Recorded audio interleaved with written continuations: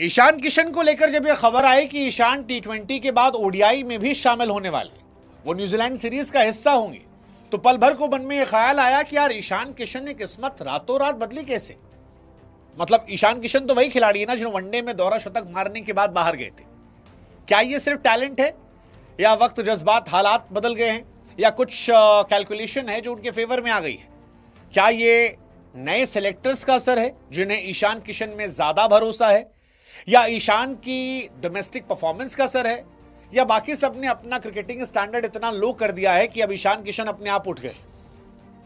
पिछले 7-8 दिनों में ईशान किशन की किस्मत ने वक्त, जज्बात, हालात सब पलट दिए और ईशान खुद कह रहे होंगे कि हे हरिराम कृष्ण जगन्नाथम, क्या हो गया, कैसे हो गया? बाकी वाले कह रहे होंगे गमछा उतर गया।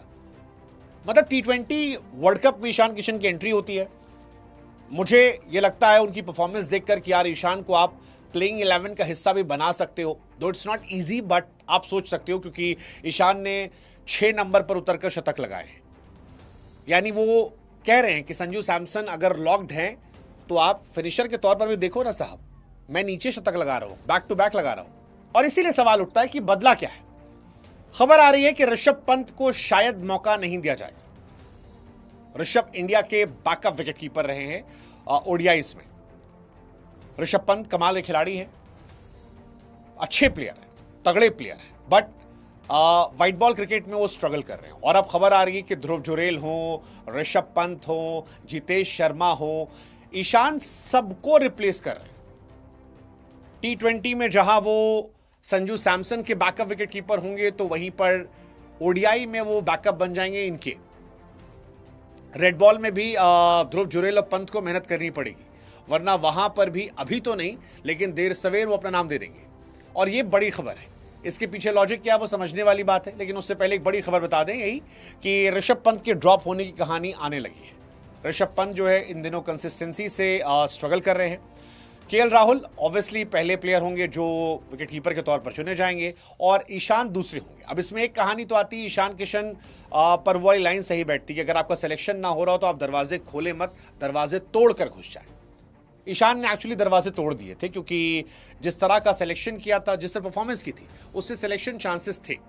ये बताया कि there is no alternative to grind hard work. सबसे ज़्यादा आप रन बनाइए, सेलेक्टर्स आपको देखेंगे, सोचेंगे आपके बारे में, और ये सारी बातें होंगी। लेकिन क्या एक फैक्टर ये भी हो सकता है कि जो नए हमारे सेलेक्टर्स हैं वो ईशान की तरफ भी देख रहे हैं? आई एम श्योर कि ईशान को लेकर जिस तरह से हम सब में सिंपैथीज थी कि यार ईशान सा गलत हुआ था, वो अच्छा कर रहे थे, परफॉर्मेंस की वजह से नहीं, उनको एक रीजन देकर बाहर कर दिया गया था।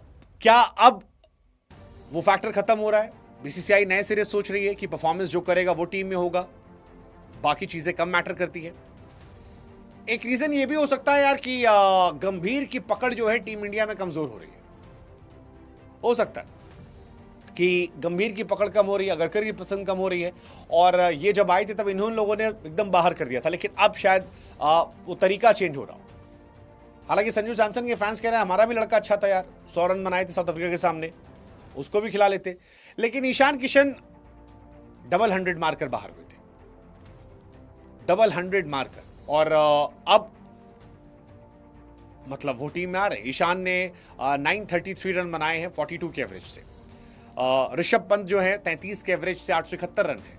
संजू हालांकि इन दोनों से आगे थे, 56 का एवरेज था वनडे में, लेकिन ईशान को पहला मौका शायद मिल रहा है। 39 गेंदों पर 125 रन अभी उन्होंने बनाए थे 6 नंबर के लिए, जो बताता है कि कर्नाटका के सामने पारी अपने आप में तगड़ी थी। 33 बॉल में 100 run, second fastest Vijay Hazare में 6 नंबर बैटिंग करते हैं।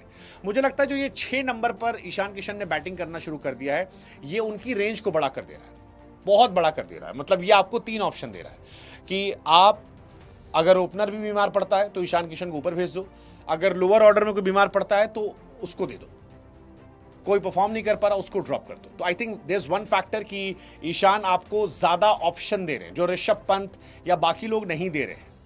केएल राहुल बहुत समय तक टीम से जुड़े थे क्योंकि ओपन भी करते थे, नीचे भी करते थे। आई थिंक वो ईशान ने भी पकड़ लिया है और इस वजह से प्लस परफॉर्मेंस है, एंड आई थिंक सेलेक्टर्स का नजरिया भी एक बहुत बड़ा है, बहुत बड़ा है। इस वजह से शायद ईशान को बैक टू बैक एंट्रीज दी जा रही है और पिछले 6-7 दिनों से उनको मौके मिल रहे हैं। साथ ही एक और मैसेज शायद है कि जो खिलाड़ी घरेलू क्रिकेट में अच्छा करेंगे टीम की जरूरत के हिसाब से फिट बैठेंगे, उन्हें मौका दिया जाएगा।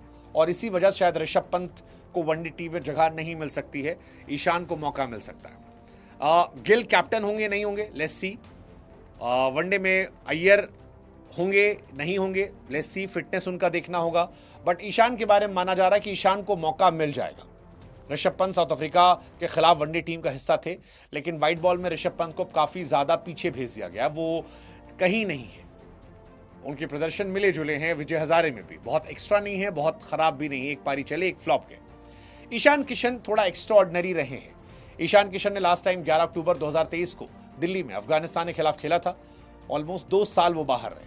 अब 2 साल बाद उनकी T20 टीम में एंट्री हुई है, अब वनडे टीम में भी उनकी एंट्री हो रही है। और ये इसका रीजन, एक बड़ा रीजन परफॉर्मेंस है, बहुत बड़ा। सैयद मुश्ताक अली में सबसे ज्यादा रन, विजय हजारे में शतक, झारखंड को पहली बार खिताब दिलाना, एंड आई थिंक इस वजह से शायद ये मौका है। अभी जो कहानी है उसके हिसाब से शुभमन गिल कैप्टन के तौर पर रहेंगे, जायसवाल बैकअप ओपनर होंगे, ईशान किशन मिडिल ऑर्डर के लिए रहेंगे और ओपनर के तौर पर ही बैकअप हो सकते हैं। अय्यर अगर फिट होते तो आ जाएंगे। ऋतुराज को टीम में रखा जाएगा, चाहे अय्यर रहे ना रहे, दोनों केस में कहा जा रहा है।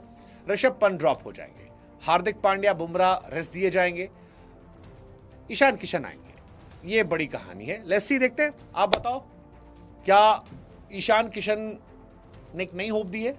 परफॉर्मेंस इज द की, और क्या इसमें परफॉर्मेंस के अलावा भी रोल है? इस फ्रॉम झारखंड, बिहार, क्या फैक्टर हो सकता है सिलेक्टर चेंज होने का? Never know. What's your take, let us no.